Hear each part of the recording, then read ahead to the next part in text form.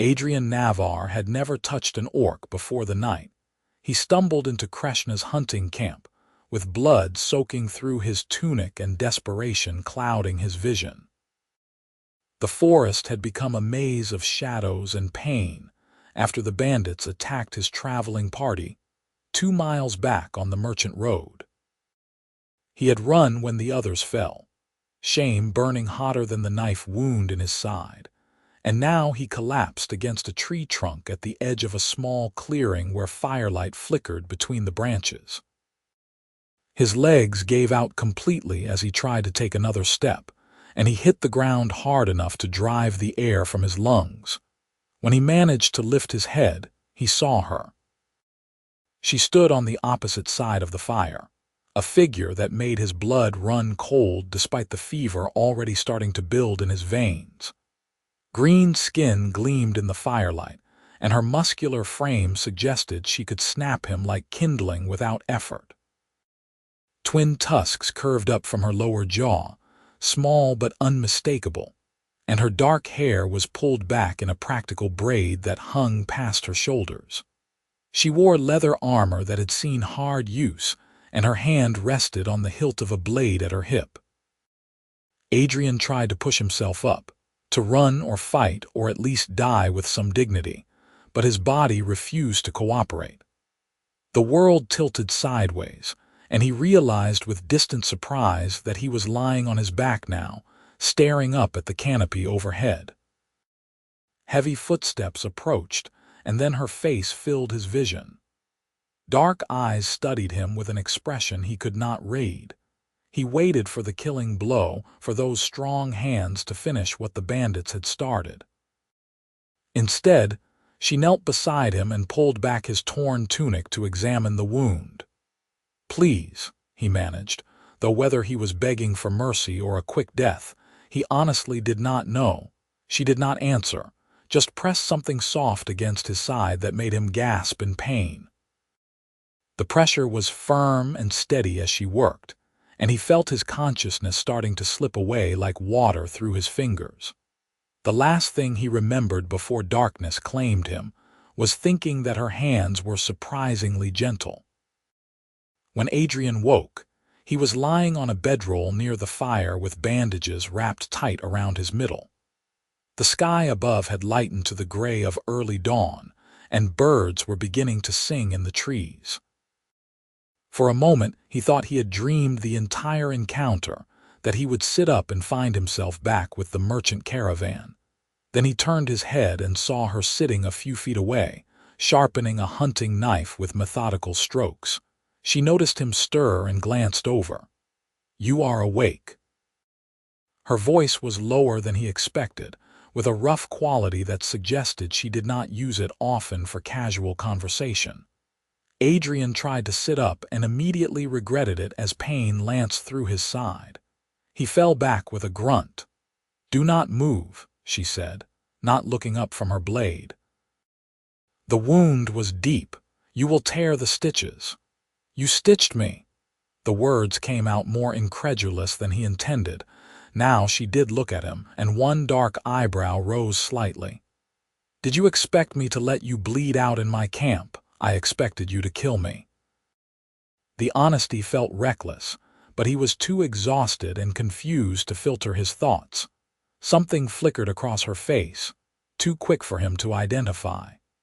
She returned her attention to the knife, running the whetstone along the blade with practiced ease. "I do not kill dying men who stumble into my fire. What honor would there be in that?"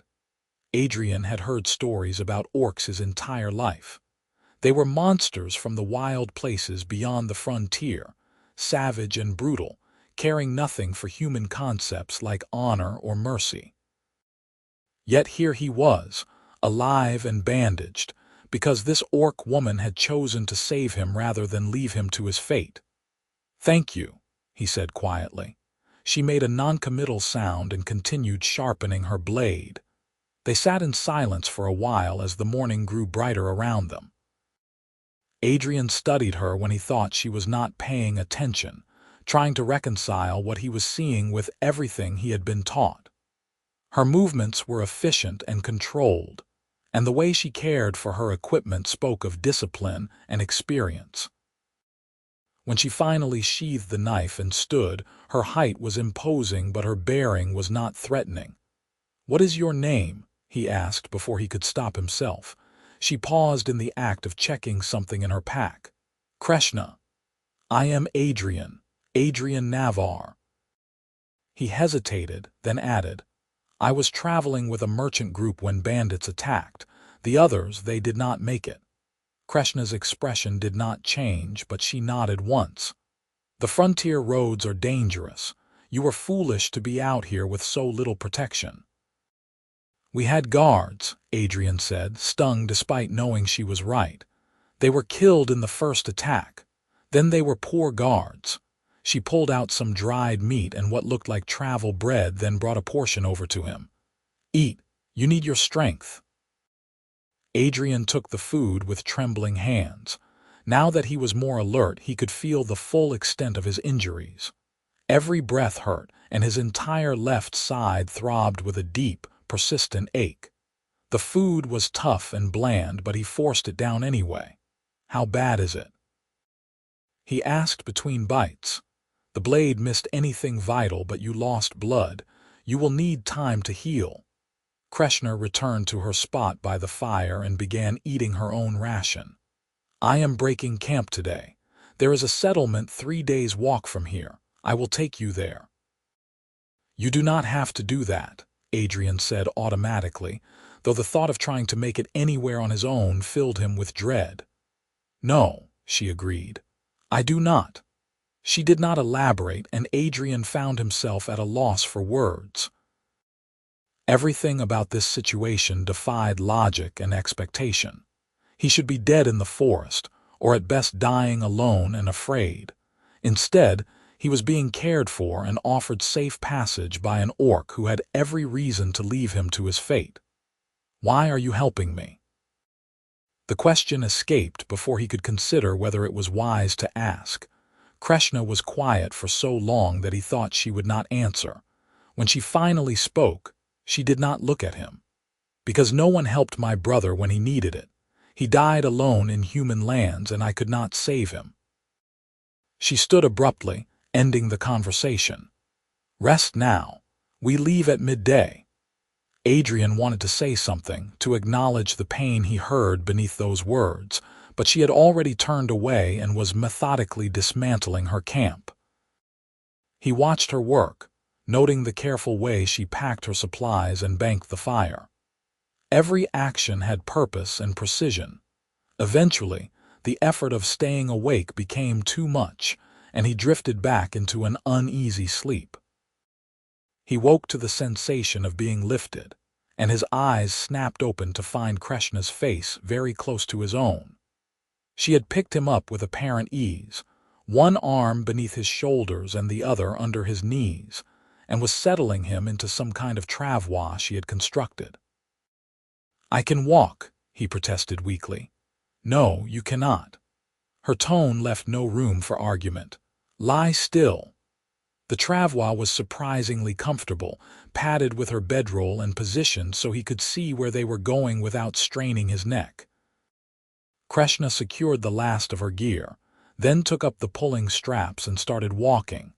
The forest moved past at a steady pace. Kreshna did not speak, and Adrian found himself simply observing.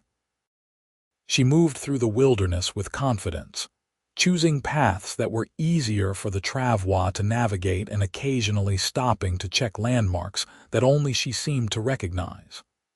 Despite her size and strength, her steps were quiet, and she disturbed very little as she passed. As the hours wore on, Adrian became increasingly aware of how vulnerable his position was. He was completely dependent on this stranger, this orc, who by all rights should be his enemy. Yet he felt no fear, only a strange curiosity and a growing sense of shame for all the assumptions he had carried his entire life. "How long have you been out here?" he asked as the afternoon light began to slant golden through the trees. 2 seasons, Kreshna replied without turning around. "Since I left my clan." "You left?" Adrian could not hide his surprise. "I thought orcs lived in clans." "Most do." Her voice carried no emotion. "Some of us choose a different path." "Why did you leave?" She was silent for several heartbeats. "I disagreed with my chief about important matters. When I would not submit to his will, I was given a choice. Accept his judgment or leave. I left." Adrian absorbed this information, trying to understand what could have driven someone from their family and community. "Do you regret it?" "Sometimes." The admission was quiet. "But I would make the same choice again." They traveled until the light began to fail, and Kreshna found a sheltered spot beneath an overhang of rock where they could camp for the night. She settled the travois carefully and began unpacking what they would need. Adrian watched her build the fire, noting the economical way she used her materials and how she positioned everything for maximum efficiency.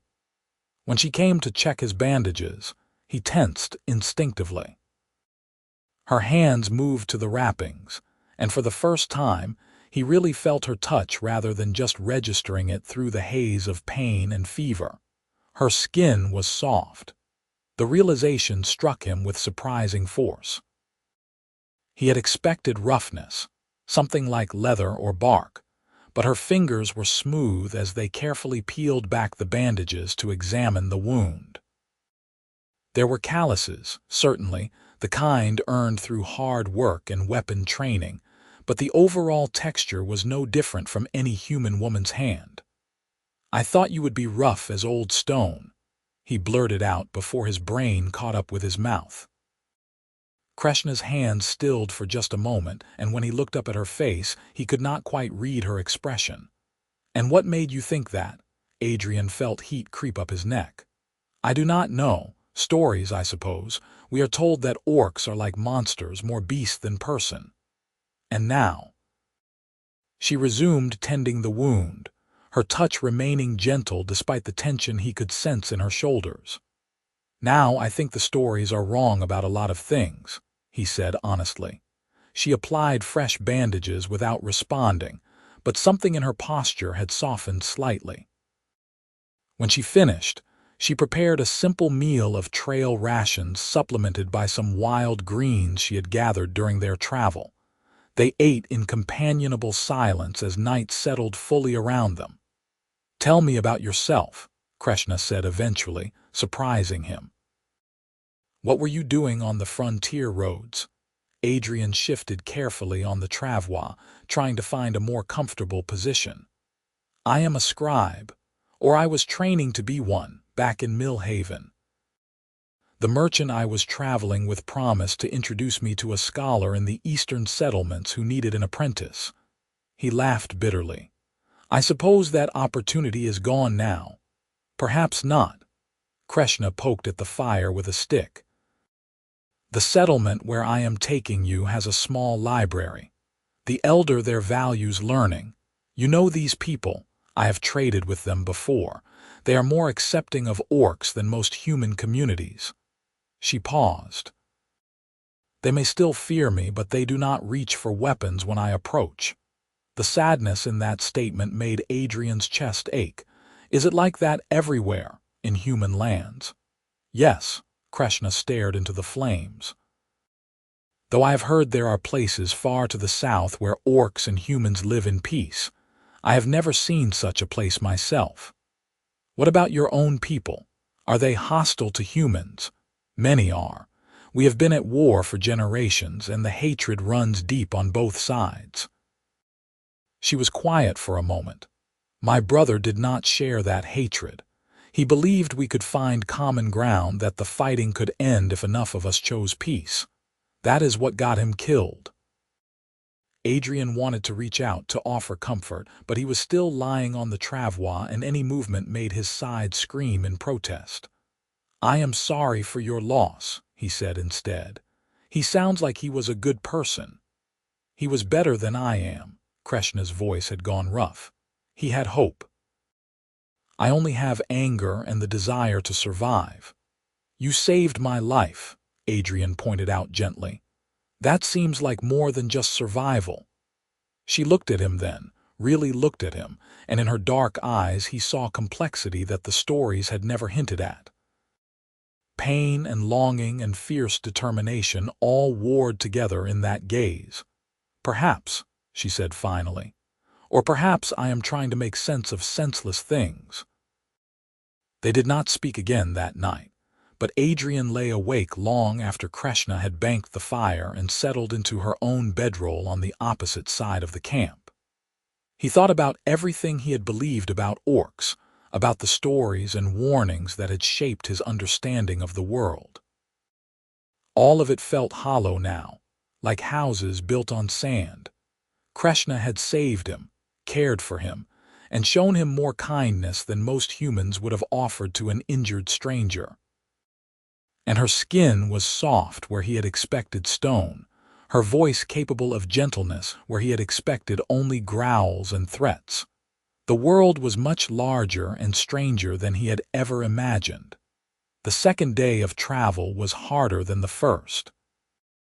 Adrian's wound had stiffened overnight, and every jolt of the travois sent fresh waves of pain through his body.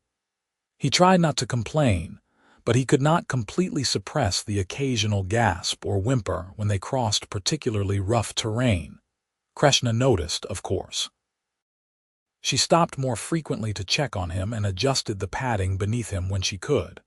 At one point, she found a stream and soaked a cloth in the cool water, then laid it across his forehead where fever was beginning to build again. "We should stop," Adrian managed through gritted teeth. "You are pushing yourself too hard." "The settlement has a healer," Kreshna said. "Your wound needs better care than I can provide out here. If I die, it will not be your fault." She looked down at him with an expression he was beginning to recognize as her version of exasperation. "You are not going to die. I did not stitch you back together just to have you give up now." Despite the pain, Adrian found himself smiling slightly. "Is that an order?" "Yes." She adjusted the straps on the travois and began walking again. "You will live, and you will heal, and you will find your scholar. That is how this story ends." The certainty in her voice was oddly comforting. Adrian closed his eyes and focused on breathing through the pain, trusting that Kreshna knew what she was doing. They made camp earlier that evening, and Kreshna's concern was evident in the way she fussed over his bandages and insisted he drink extra water. The wound was red and angry looking when she unwrapped it, and she made a frustrated sound low in her throat. "Infection?" Adrian asked, though he already knew the answer from the burning sensation in his side. "Beginning stages." She dug through her pack and pulled out a small leather pouch. "This will hurt, but it should help." The poultice she spread on the wound burned like fire, and Adrian could not suppress a cry of pain. Kreshna's hand immediately moved to his shoulder, holding him steady as he writhed against the agony. "Breathe," she commanded. "Just breathe through it." He tried to follow her instructions, dragging air into his lungs in ragged gasps. Her hand remained on his shoulder, a steady presence anchoring him as the burning slowly faded to a more bearable throbbing. When he could finally open his eyes again, he found her face very close to his, watching him with intense focus. "Better?" she asked. "Better," he agreed hoarsely. "Thank you." She nodded and sat back, but her hand lingered on his shoulder for a moment longer than strictly necessary. Adrian found himself acutely aware of that touch, of the warmth of her palm seeping through the thin fabric of his tunic. "Kreshna," he said softly. "Why did you really save me?" She withdrew her hand and looked away. "I told you, because of my brother." "That is part of it," Adrian pressed. "But not all of it, I think." For a long moment she was silent. The fire crackled between them, sending sparks drifting up into the darkness. When she finally spoke, her voice was barely above a whisper. "Because I am tired of death. Because every human I leave to die in the wilderness is another bridge burned, another chance for peace lost." She turned back to him, and her eyes were fierce. Because maybe if I can save one life, it will balance some small portion of all the lives that have been lost to this stupid, endless hatred. Adrian felt something shift in his chest, a loosening of barriers he had not even known he was carrying. It is not stupid to want peace. It is stupid to hope for it, Kreshna countered. Hope is a luxury for those who have not seen what I have seen. And yet you keep trying. Adrian held her gaze. You could have left me. You could have killed me and no one would ever have known, but you chose mercy instead. That is not the action of someone without hope. Perhaps I am a fool then. Then we are both fools, Adrian said, because I am choosing to trust you, even though everything I was taught tells me I should fear you. Something in Kreshna's expression softened, and for just a moment he saw past the walls she kept around herself to the person beneath.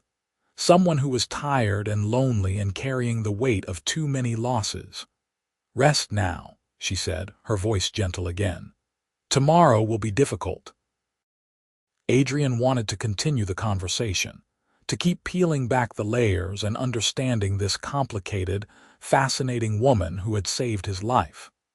But exhaustion was pulling at him, and the fever made his thoughts fuzzy and slow. He closed his eyes and let himself drift, comforted by the knowledge that Kreshna was keeping watch. The third day dawned gray and threatening rain. Kreshna woke him early and checked his wound, which looked slightly better thanks to the poultice. She gave him water and a small portion of food, then began breaking camp with her usual efficiency. How far to the settlement? Adrian asked as she secured him in the travois. If we make good time, we should arrive before nightfall. She glanced up at the cloudy sky. Assuming the weather holds. The weather did not hold. By mid-morning, rain was falling in steady sheets, turning the forest floor to mud and making the already difficult journey nearly impossible. Kreshna pushed on anyway, her jaw set with determination as she hauled the travois through increasingly treacherous terrain. Adrian could see the strain in her shoulders, the way her steps had lost some of their earlier sureness. Water ran down her face and plastered her hair to her skull, and her breathing had become labored. She was pushing herself to the breaking point, and it was because of him. Kreshna, stop, he called out over the sound of the rain. You need to rest. We are close, she called back. I can make it. You are going to hurt yourself. I will be fine. But she was not fine. Adrian saw it happen as if in slow motion. Her foot caught on a hidden root, and with the travois adding extra weight and momentum, she could not catch herself. She went down hard and the travois tipped sideways, spilling Adrian onto the muddy ground. Pain exploded through his side as he hit, and for a moment, the world went white. When his vision cleared, he saw Kreshna struggling to her feet, blood running down her arm where she had scraped it on a rock. Adrian. She was beside him in an instant, her hands carefully checking him over. Are you hurt? Did you tear the stitches? He wanted to answer, but the breath had been knocked from his lungs and he could only gasp like a landed fish. Kreshna's face had gone pale beneath the green of her skin, and there was fear in her eyes that he had never seen before. Breathe, she commanded, her hand on his chest. Slowly. In and out. He focused on the pressure of her palm, using it as an anchor to find his rhythm again. Slowly, painfully, air began to flow back into his lungs. The pain in his side was intense but localized, suggesting the stitches had held. I am all right, he managed finally. Just knocked the wind out of me. Relief flooded Kreshna's face, followed immediately by guilt. I am sorry, I should have been more careful, I should have stopped when you said to stop. Help me up, Adrian said. We need to get out of this rain. You cannot walk. Your wound, I can lean on you. It will be easier than the travois in this mud. He reached up with one hand. Please, Kreshna, let me help you for once. She stared at him for a long moment, then nodded and carefully helped him to his feet. The pain was excruciating, but Adrian set his jaw and refused to collapse. He draped his arm over Kreshna's shoulders, and she wrapped her arm around his waist, supporting most of his weight as they began to move forward. They abandoned the travois and most of the gear, taking only what they could carry. Progress was agonizingly slow, with both of them hurt and exhausted, but they kept moving. Kreshna found them shelter beneath a rocky outcrop where the rain could not reach, and they collapsed together in a tangle of limbs and mud. For several minutes, neither of them could do anything but breathe. Adrian was acutely aware of everywhere their bodies touched, of the warmth of Kreshna's skin against his own despite the cold rain. She was pressed against his uninjured side, her head tucked beneath his chin, and he could feel her heartbeat pounding. "I am sorry," she said again, her voice muffled against his shoulder. "I was careless, I put you at risk." "We are both alive," Adrian replied. "That is what matters. You could have been killed, but I was not." He shifted slightly so he could look down at her. "Kreshna, you have been taking care of me for 3 days. Let yourself rest. Let me take care of you for a moment." She pulled back enough to meet his eyes, and what he saw there made his breath catch. Vulnerability and longing and something that might have been hope, all mixed together in an expression that was achingly human despite her orcish features. "I do not know how to let people take care of me," she admitted quietly. "Then let me teach you."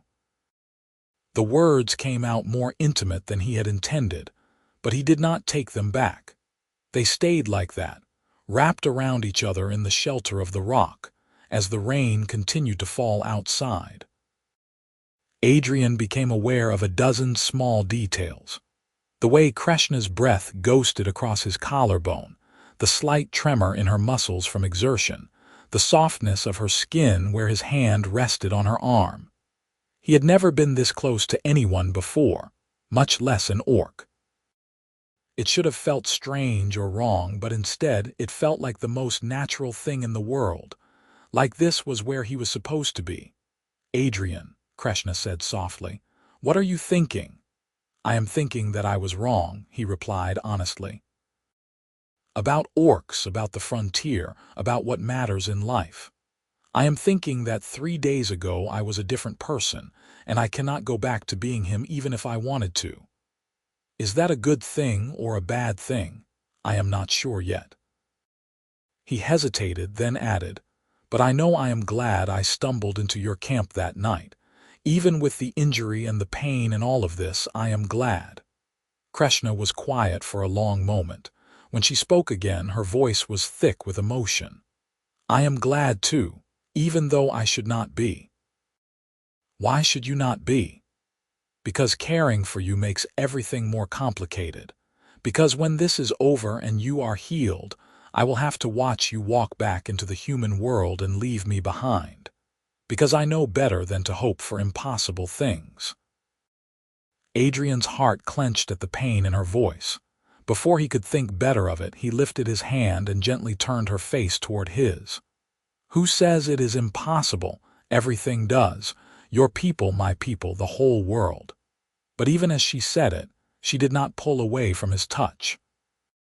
"Then maybe the whole world is wrong."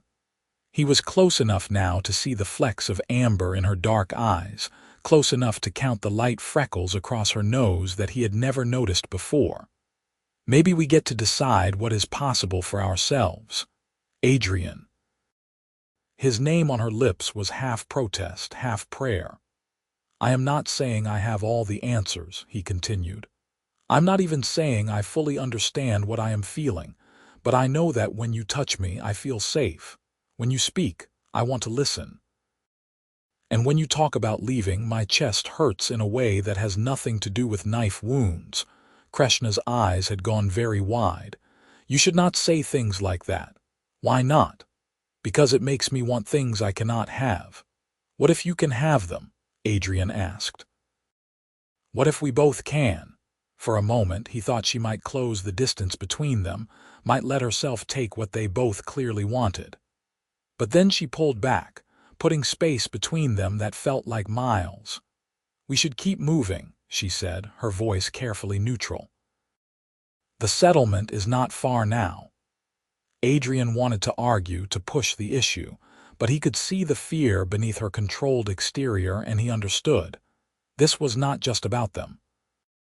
This was about years of conditioning and prejudice, about the very real dangers they would face if they acted on their feelings. Pushing too hard, too fast would only drive her away. "All right," he agreed quietly.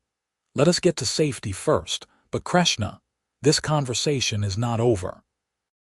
She met his eyes briefly, and he saw acknowledgement there along with the fear. "I know." They set out again as the rain began to lighten. Adrian leaned heavily on Kreshna, and she supported him with patient strength.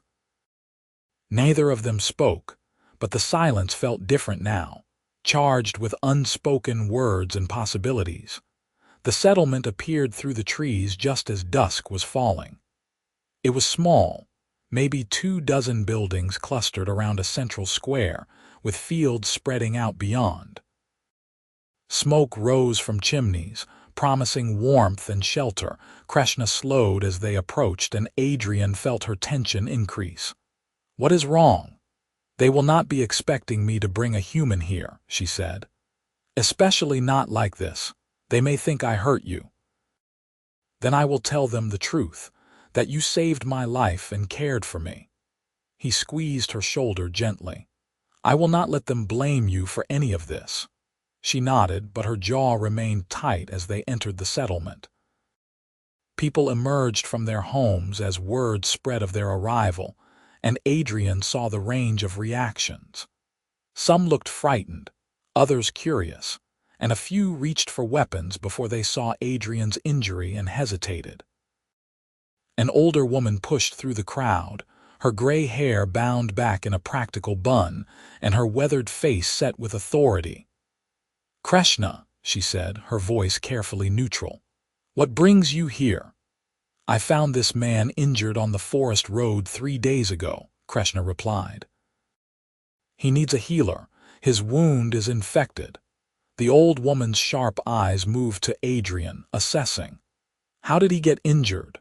"Bandits attacked his traveling party," Adrian answered before Kreshna could speak.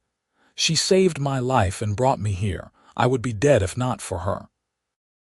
Murmurs ran through the crowd. The old woman studied them both for a long moment, then nodded sharply.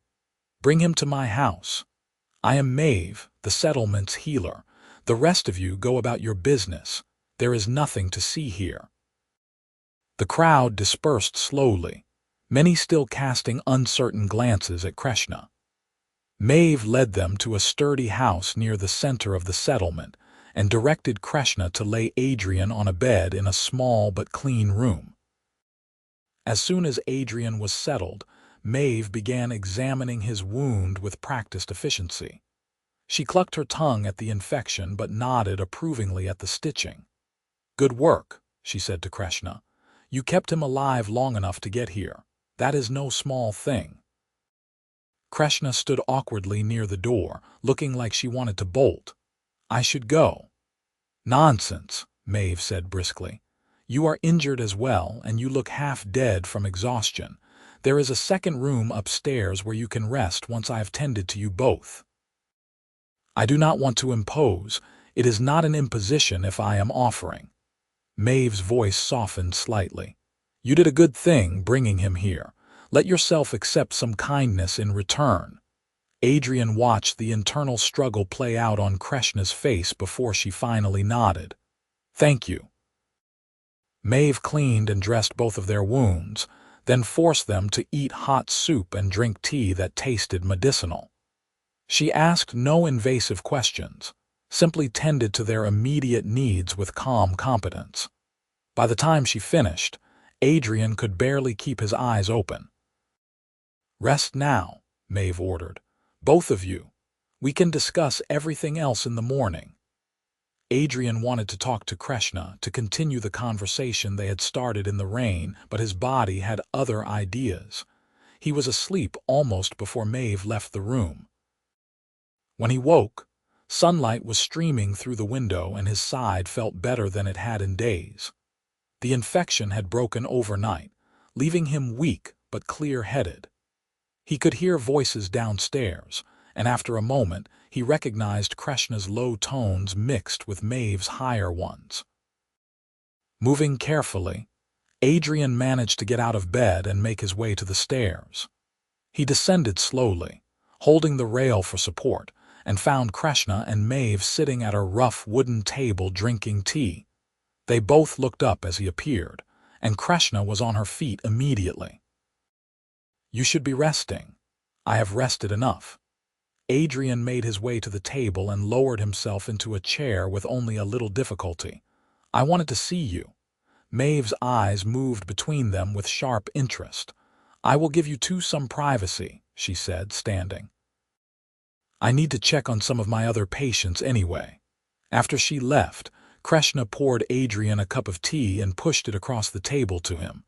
They sat in awkward silence for a moment before Adrian spoke. "How long was I asleep?" "All night and most of the morning." Kreshna wrapped her hands around her own cup. "Maeve says you are healing well. The infection is mostly gone. Thanks to you." Adrian reached across the table and covered one of her hands with his own. "You saved my life, Kreshna, multiple times." She stared at their joined hands but did not pull away. "I did what anyone would have done. We both know that is not true. Most people would have left me to die or worse." He squeezed her hand gently. "You went far beyond simple mercy. You cared for me, protected me, and brought me to safety even when it cost you." "It cost me nothing," she protested. "It cost you your supplies, your time, and your energy. It put you at risk and forced you to return to a settlement where you are barely tolerated." Adrian leaned forward. "Why did you really do it, Kreshna? And do not tell me it was just about your brother." Her dark eyes met his, and he saw that familiar war of emotions playing out in their depths.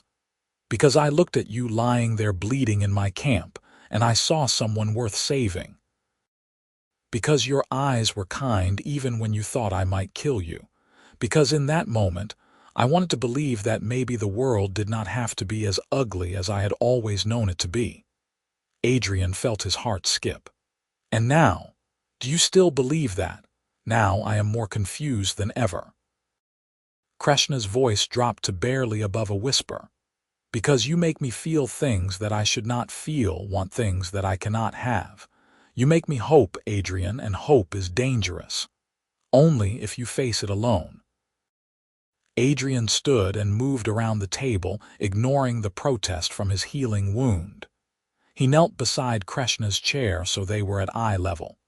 "What if you did not have to face it alone? What if we faced it together? Your people would never accept it. You would be cast out, branded as a traitor or worse. Let them try." Adrian took both of her hands in his. "I have spent my whole life following other people's rules and expectations. I was going to be a scribe because that was safe and respectable. I was going to marry whoever my family chose because that was what was expected. I was going to live a small, careful life because that was what I was supposed to do." He squeezed her hands. "And then I met you, and I realized that a small, careful life is not worth living if it means giving up the chance for something real." Kreshna was trembling now, her tusks catching the light as she fought for control. "You barely know me. I know enough. I know you are brave and strong and gentle. I know you value honor and life. I know your touch is soft when you tend wounds and your voice is kind even when you are trying to be stern. I know that when I am with you, I feel more myself than I ever have before." He raised one of her hands to his lips and kissed her knuckles softly. "I know that I am falling in love with you, and that terrifies me almost as much as it exhilarates me." A sound escaped Kreshna that was half sob, half laugh. "You are insane. This is insane." Probably, Adrian agreed. But I do not care. Do you? For a long moment, she just looked at him, and he could see her carefully constructed walls beginning to crumble. Then, slowly, she raised her free hand and cupped his face, her thumb tracing along his cheekbone with infinite gentleness. I am falling in love with you too, she whispered, and it is the most terrifying thing I have ever admitted. Adrian turned his face into her palm and kissed it, then leaned forward until their foreheads touched. Then let us be terrified together. Kreshna made another choked sound, and then she was kissing him, her lips soft and urgent against his own. Adrian wrapped his arms around her and kissed her back with all the emotion he had been holding inside, pouring weeks of longing and fear and hope into the contact. When they finally broke apart, both breathing hard, Kreshna rested her forehead against his shoulder. What do we do now? She asked. Where do we even begin? We begin here, Adrian said. We begin with this moment, with this choice. Everything else we will figure out as we go. People will not make it easy for us. I know. We may have to leave the frontier entirely, go somewhere neither of our peoples have claimed to. I know that too. Adrian pulled back enough to meet her eyes. And I do not care. Wherever you are, that is where I want to be. Kreshna kissed him again, softer this time, full of wonder and promise. I never thought I could have this, she murmured against his lips. I never thought anyone would choose me. Then let me spend every day proving how wrong you were. Adrian smiled and tucked a strand of her dark hair behind one pointed ear. Let me love you, Kreshna. Let me show you that you deserve all the happiness in the world. She was crying now, silent tears tracking down her green cheeks, but she was smiling too. Yes, she said. Yes to all of it. They stayed like that, wrapped in each other's arms until Maeve returned and politely cleared her throat from the doorway. They pulled apart reluctantly, and Adrian saw the understanding in the old healer's eyes. I take it you two have worked some things out, Maeve said dryly. Adrian helped Kreshna to her feet, keeping one arm around her waist. We have, and I imagine it is going to cause some complications. That is an understatement, but Maeve was smiling. Though I cannot say I am entirely surprised, I saw the way you looked at each other last night. She moved into the kitchen and began preparing more tea. The question is, what do you plan to do about it? Adrian and Kreshna exchanged glances. We are still figuring that out, Kreshna admitted. Well, you have some time. Adrian needs to finish healing before he goes anywhere. Maeve poured 3 cups of tea and gestured for them to sit. And in the meantime, you are both welcome to stay here. Though I should warn you, the settlement gossips faster than a wildfire in summer. By tomorrow, everyone will know. Let them know, Adrian said firmly. I am not ashamed of my feelings. Brave words, Maeve replied, but be prepared for resistance. There are people here who will not understand, who will see your relationship as unnatural or dangerous. And what do you see it as? Kreshna asked quietly. Maeve considered for a moment, then smiled. I see 2 people who found each other against all odds and chose love over fear. That is always worth celebrating, no matter what form it takes. The warmth in Adrian's chest expanded. Thank you, Maeve, for everything. Do not thank me yet. You have a long road ahead of you. But her eyes were kind as she said it. Over the next week, Adrian regained his strength under Maeve's care while Kreshna stayed close, helping where she could and simply being present. The settlement's reaction to their relationship was mixed, as Maeve had predicted. Some people were openly hostile, refusing to speak to either of them or crossing the street to avoid them. Others were cautiously accepting, willing to give them the benefit of the doubt even if they did not fully understand. Adrian found that he did not care as much as he thought he would. Every small-minded comment, every fearful glance, only strengthened his resolve. He had found something rare and precious in Kreshna, and he would not let ignorance or prejudice take it away. They spent hours talking, learning about each other in all the small and large ways that mattered. Adrian told her about growing up in a merchant family, about his love of books and learning, about the suffocating expectations he had finally escaped. Kreshna shared stories of her childhood in the clan, of learning to hunt and fight, of the beauty and brutality of orc culture. "We have a saying," she told him one evening as they sat together watching the sunset. "Strength through struggle. It means that hardship makes us who we are, that we are forged by our challenges." "That sounds exhausting," Adrian said honestly. Kreshna laughed, a sound he was hearing more and more often.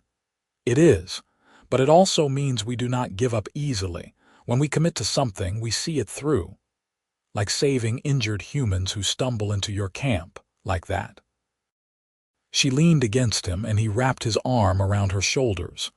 "Though I must admit, I did not expect that particular struggle to turn out quite like this."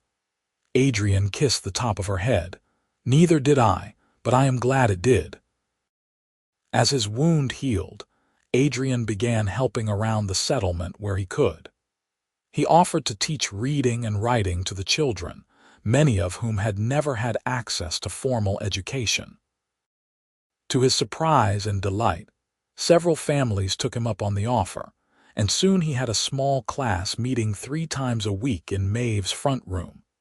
Kreshna watched these lessons with fascination, and one day Adrian caught her mouthing along as he demonstrated letter shapes on a slate.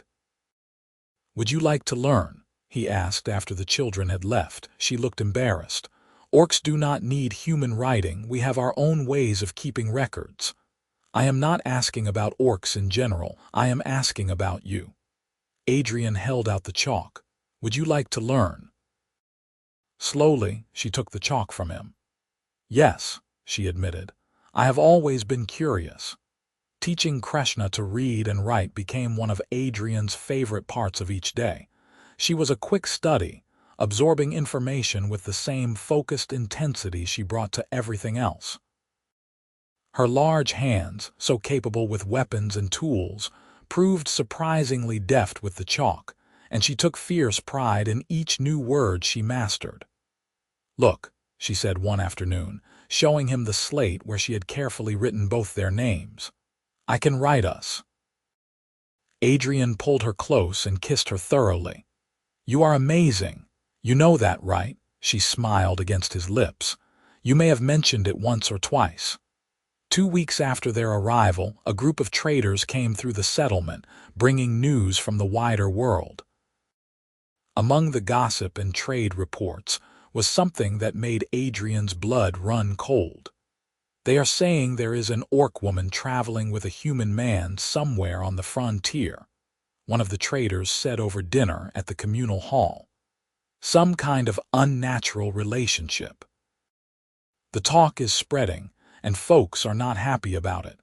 There is even word that some of the orc clans are taking it as an insult, proof that humans are corrupting their people."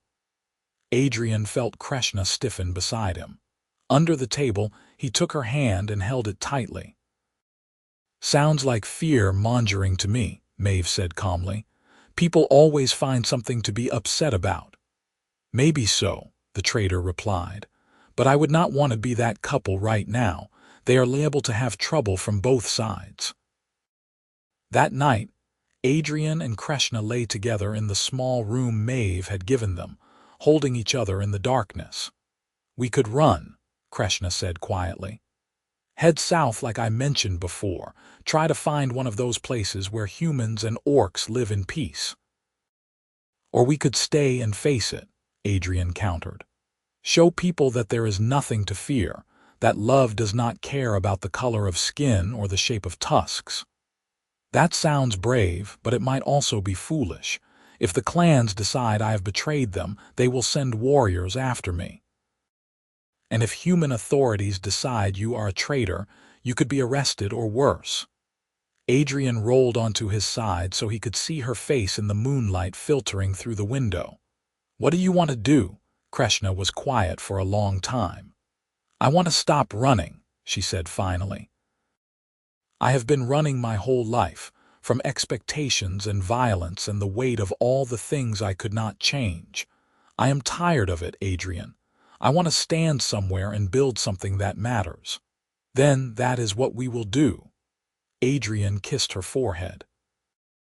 "We will build something here in this settlement, and we will make it so good and so strong that people cannot help but see that what we have is real and worth protecting." "You make it sound so simple."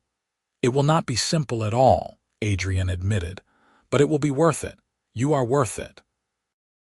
Kreshna kissed him then, deep and searching, and they lost themselves in each other for a while, finding comfort and affirmation in the joining of their bodies.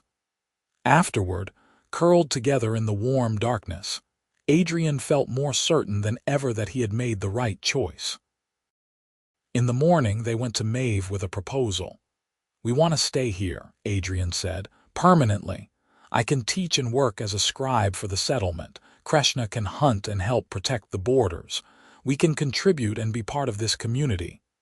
Maeve listened thoughtfully, then nodded. "I have no objection, and I doubt most folks here will either. You have both proven your worth already. But I should warn you, staying here will not protect you from the larger troubles brewing. If anything, it makes you easier to find." "We know," Kreshna said, "but we are tired of running. We want to try building a life instead." "Then you have my blessing and my support," Maeve smiled. "Though I suggest you make your presence official. The settlement council meets tomorrow. You should attend and make your case formally."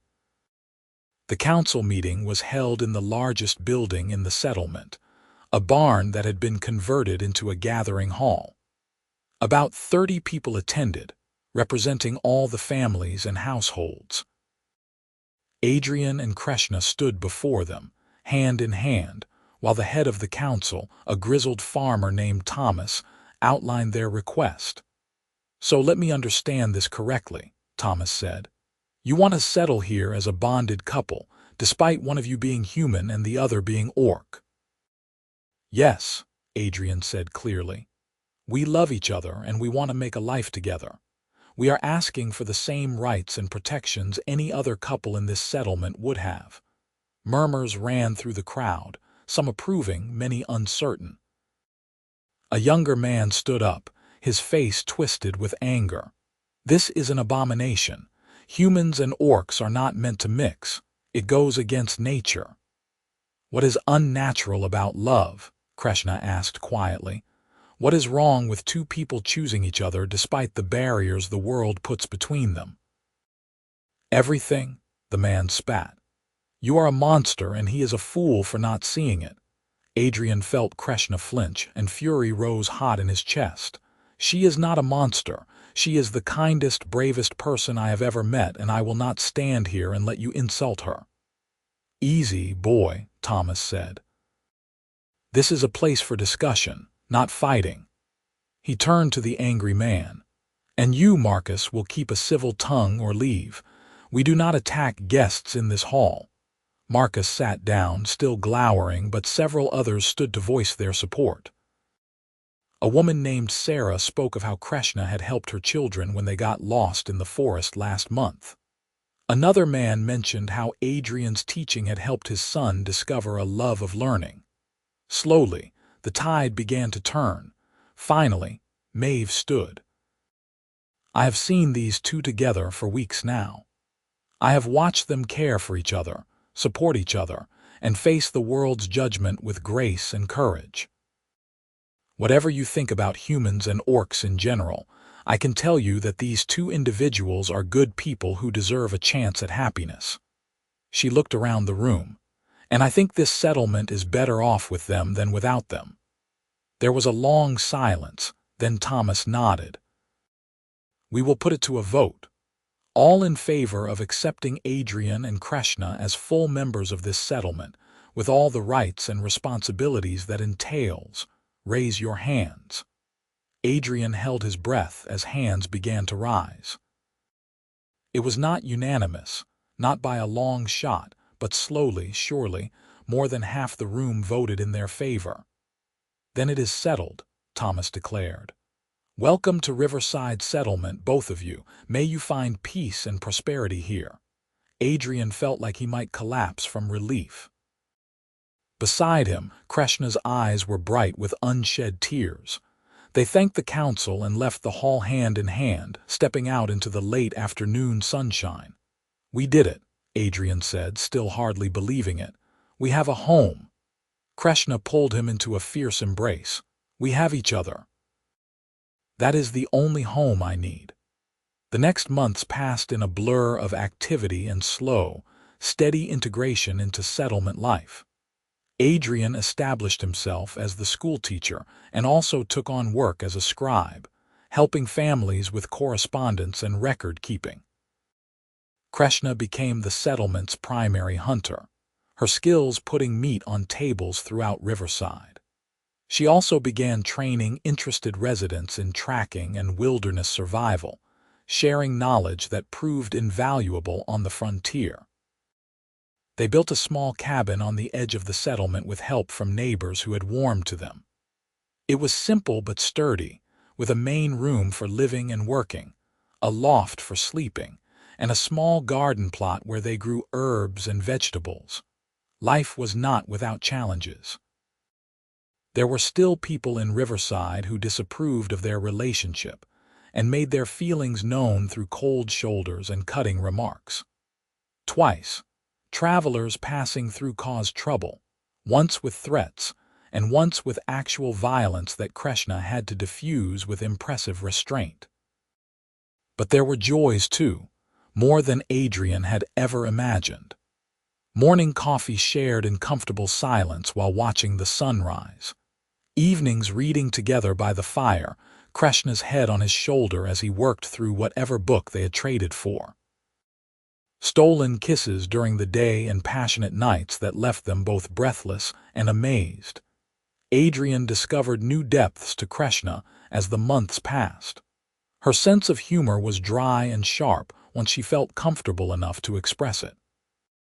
She was surprisingly fond of music and would sometimes hum orc war songs while she worked, the melodies both haunting and beautiful. She had a gift for carving and began making small wooden figures that she left around their cabin like treasures to be discovered. Kreshna, in turn, seemed endlessly fascinated by Adrian's mind. She loved to listen to him explain things, whether it was the history in a book or the science behind why bread rose. She pushed him to think bigger, to consider writing down not just other people's words but his own stories and observations. "You have a gift for helping people understand things," she told him one evening. "You should use it for more than just teaching children their letters." "What did you have in mind?" "Write about us. About what we have learned, about how we found each other." Kreshna's eyes were intense. "Write it down so that someday maybe other people will read it and understand that this is possible. That love can bridge any divide if you are brave enough to try." Adrian considered the idea, then nodded slowly. "All right, but only if you help me. This is our story, not just mine." They began working on it together, spending winter evenings crafting the narrative of how an injured scribe and an exiled orc found love in the wilderness. The process brought them even closer, as they had to articulate and share things they had never put into words before. Spring brought new challenges. Word reached them that an orc warband was moving through the region, and there were rumors they were specifically seeking out Kreshna. At the same time, a contingent of human soldiers from a larger settlement to the south arrived, claiming to be investigating reports of an orc living among humans. The captain of the soldiers, a stern woman named Lieutenant Rachel, questioned both Adrian and Kreshna extensively. "You understand this is highly irregular," she said. "Relations between humans and orcs are tense at the best of times. A situation like yours could spark incidents. Or it could show that there is another way," Adrian countered. We are not hurting anyone. We are contributing to this community and living peacefully. Is that not what everyone wants? What everyone wants and what is practical are often two different things. But Rachel's expression was thoughtful rather than hostile. I will report what I have found here. I cannot promise it will satisfy my superiors, but I will be honest about the situation. The orc warband was a more immediate threat. Kreshna had been expecting something like this eventually, and she prepared for it with grim determination. She gathered weapons and made plans for how to defend the settlement if necessary, though she hoped it would not come to that. The warriors arrived on a gray morning, 6 of them armed and armored, led by a massive orc with scars crossing his face. They stopped at the edge of the settlement and demanded to speak with Kreshna. Adrian wanted to stand with her, but she insisted he stay back. "This is clan business," she said. "They will see your presence as interference." "You are not alone anymore," Adrian insisted. "Whatever happens, I am with you." Kreshna kissed him fiercely. "I know, but trust me on this, please." Reluctantly, Adrian agreed to watch from a distance as Kreshna walked out to meet the warriors. The settlement held its collective breath, everyone aware that what happened next could determine all their fates. The scarred leader spoke in the orcish language, his voice carrying even though Adrian could not understand the words. Kreshna responded in kind, her posture proud despite being outnumbered. The conversation grew heated, with much gesturing and raised voices. Finally, the leader drew his weapon and Adrian's heart stopped. But Kreshna did not back down. She drew her own blade and said something that made the other warriors step back in surprise. They were going to fight. The duel was brutal and swift. The leader was bigger and stronger, but Kreshna was faster and more skilled. They clashed in a fury of steel and strength, and Adrian could barely breathe as he watched the woman he loved fight for her life. It ended when Kreshna disarmed her opponent with a clever twist of her blade, sending his weapon flying. She held her sword to his throat, and for a terrible moment, Adrian thought she would have to kill him.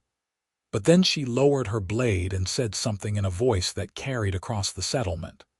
The scarred leader looked at her for a long moment, then nodded and retrieved his weapon. He barked something at his warriors and they turned and left without another word. Kreshna stood alone in the road until they disappeared into the forest, then her shoulders sagged and she nearly fell. Adrian ran to her, catching her before she collapsed. "What happened?" he demanded. "What did you say to them?" "I challenged him to single combat for the right to live as I choose," Kreshna said, her voice shaking with exhaustion and adrenaline. "By orc law, because I won, they have to respect my decision. They cannot come after me again without bringing dishonor to their clan." "You could have been killed," Adrian said, his voice rough with emotion. "But I was not." Kreshna cupped his face in her hands. "I am here and I am staying here and nothing is going to take me away from you."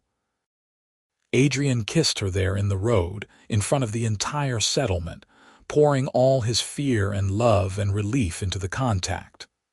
When they broke apart, he realized people were gathering around them and the expressions were no longer hostile or uncertain. They were respectful. Impressed, even. "That was the bravest thing I have ever seen," Sarah said, her eyes wide. Thomas stepped forward and clapped Kreshna on the shoulder. "You fought to protect your home and your right to be here. That makes you one of us in my book." Other voices rose in agreement, and Adrian felt Kreshna trembling against him. Not from fear this time, but from the overwhelming emotion of finally, truly being accepted. The celebration that night was spontaneous and joyful. Someone brought out instruments, and there was music and dancing and more food than seemed possible.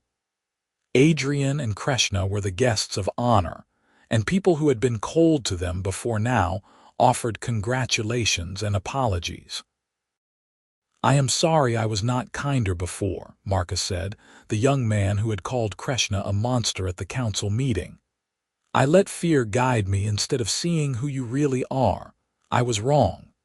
Kreshna clasped his arm in the orcish gesture of acceptance. "We all carry fear.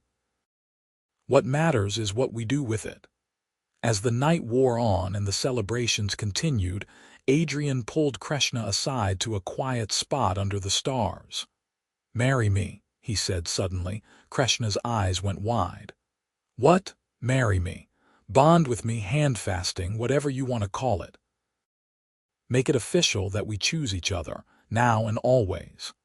Adrian took both her hands in his. "I love you, Kreshna. I want to spend the rest of my life proving it every single day." Tears streamed down Kreshna's face, catching the starlight. "Orcs do not marry the way humans do." "Then we will make our own tradition, something that honors both our cultures and creates something new." Adrian smiled. "Something that is just ours." "Yes," Kreshna whispered. "Yes, I will marry you, bond with you, whatever it takes to show the world that you are mine and I am yours." They kissed under the stars while the celebration continued in the distance, and Adrian felt like his heart might burst from happiness. The wedding took place a month later, after they had time to plan a ceremony that blended human and orc traditions. Maeve officiated, since she was the closest thing the settlement had to a religious leader. The ceremony took place at sunset in a clearing near their cabin, with the entire settlement in attendance. Kreshna wore a dress that Sarah had helped her make, simple but elegant, in a deep green that complemented her skin. Adrian wore his best clothes, cleaned and mended for the occasion. They stood facing each other, hands joined, as Maeve spoke about love and courage and the power of choosing your own path. They exchanged vows they had written themselves. Adrian promised to honor Kreshna's strength, to learn from her wisdom, and to stand beside her through whatever challenges came. Kreshna promised to cherish Adrian's kindness, to protect his dreams, and to build a future where they could both be fully themselves. Instead of rings, they exchanged carvings. Adrian gave Kreshna a wooden bird in flight that he had made with her patient instruction, symbolizing freedom.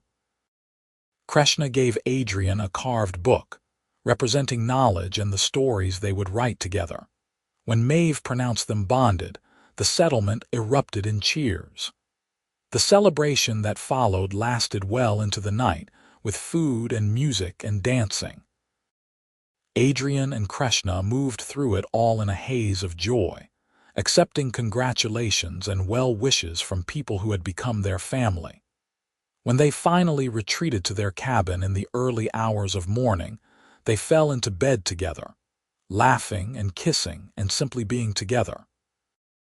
"I never imagined this," Kreshna said, her head on Adrian's chest. "When I found you bleeding in my camp, I never imagined it would lead here." "Neither did I," Adrian admitted. "I thought my life was already planned out, that I knew what the future held. I was so wrong. Are you disappointed?" There was a hint of teasing in her voice. "Devastated," Adrian replied solemnly, then grinned. "This is so much better than anything I could have planned." Kreshna kissed him, and they made love slowly, savoring each touch and whispered word. Afterward, wrapped in each other's arms, they talked about their dreams for the future. "I want to help more people like us," Kreshna said. "Other orcs who feel like they do not fit with their clans, other humans who want to build bridges instead of walls. Maybe we could make Riverside a place where everyone is welcome, regardless of where they come from." "I love that idea," Adrian said. "We could establish it as an official sanctuary, somewhere people know they can come for acceptance and help. It will not be easy. There will always be those who oppose what we are doing. Let them oppose. We will just keep proving them wrong one day at a time."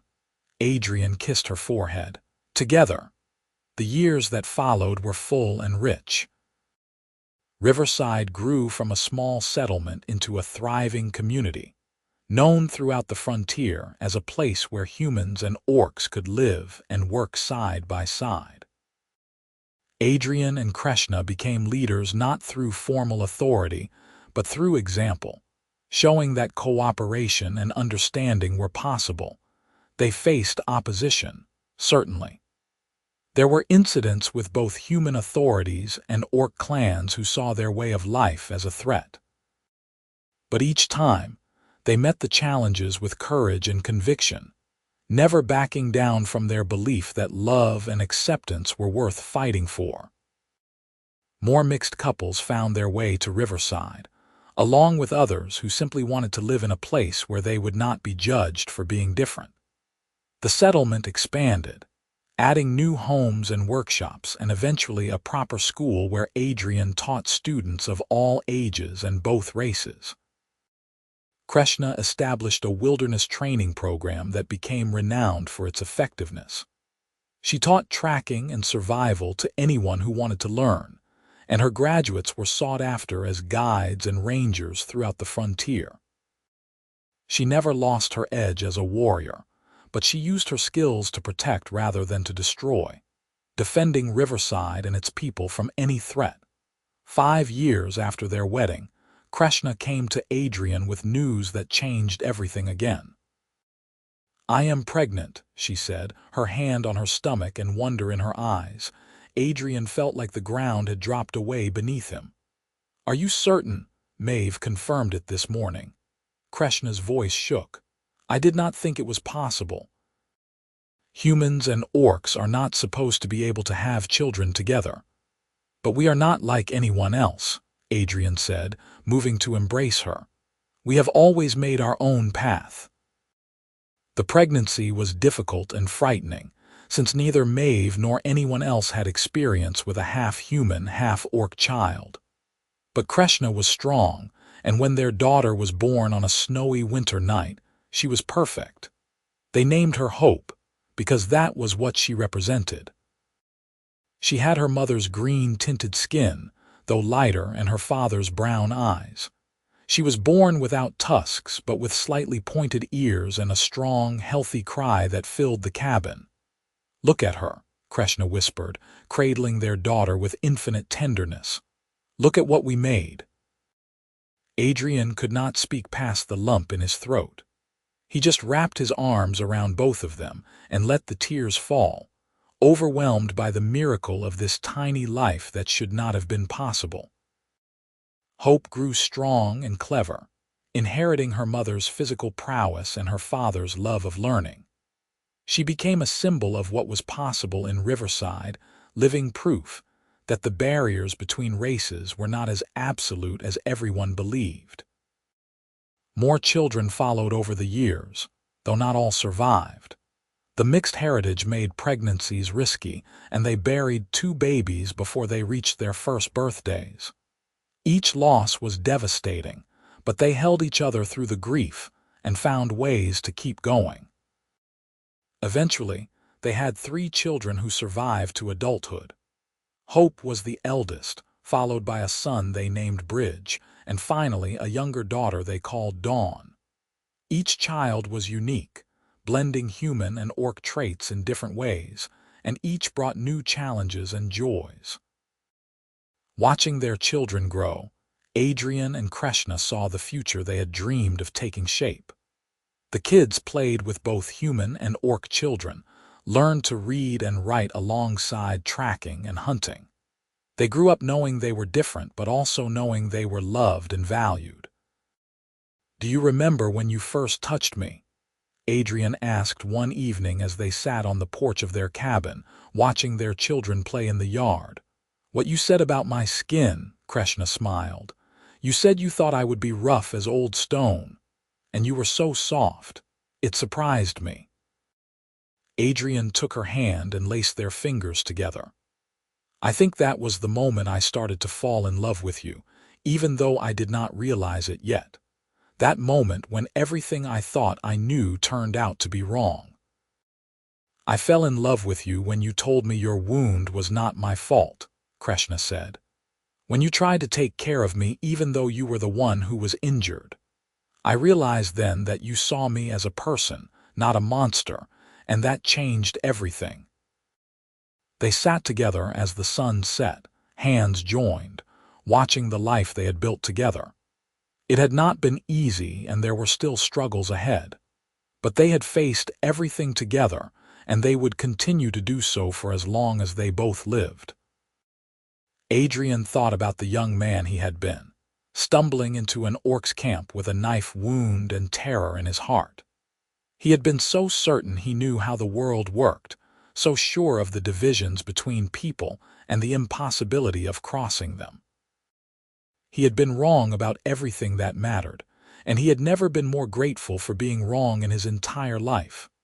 "I love you," he said to Kreshna, "not for the first time and certainly not for the last." "I love you too," she replied, squeezing his hand. "Always and forever." Their children called for them then, wanting to show off something they had discovered in the garden. Adrian and Kreshna stood together and walked down to join them, hand in hand, ready to face whatever came next. Together, they had built something that mattered. A family, a community, a living example that love could overcome any barrier if you were brave enough to try.